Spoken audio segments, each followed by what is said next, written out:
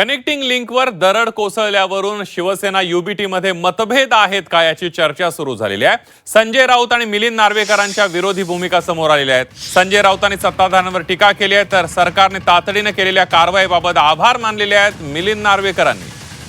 पाहूयात मुख्यमंत्री देवेंद्र फडणवीसांनी काय टीका केली होती आणि राऊतांनी काय उत्तर दिलेलं आहे।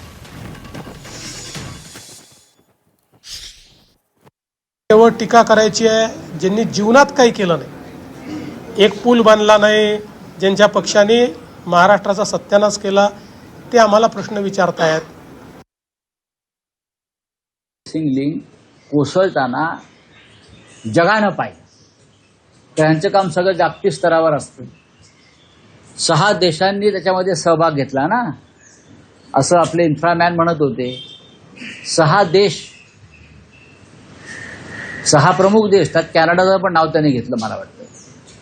त्यांच्या सहकार्यातून जो मिसिंग लिंक तयार झाला आणि त्या मिसिंग लिंकवरून स्वतः इन्फ्रामॅन आणि त्यांचे डेप्युटी इन्फ्रामॅन स्वतः वाहन चालवत फिरत होते।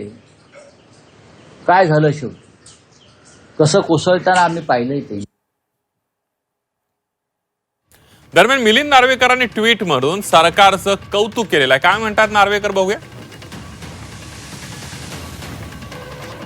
मुंबई पुणे द्रुतगती मार्गावर वाहतूक आता पुन्हा सुरू झाली आहे। वाहतूक पूर्ववत करण्यासाठी दिलेल्या तुमच्या तत्पर प्रतिसादाबद्दल आणि जलद कारवाईबद्दल धन्यवाद, असं ट्विट मिलिंद नार्वेकर यांनी केलेलं आहे। आणि त्यामुळेच शिवसेना उद्धव बाळासाहेब ठाकरे पक्षामध्येच यावरून मतभेद आहेत का याची चर्चा सुरू झाली आहे।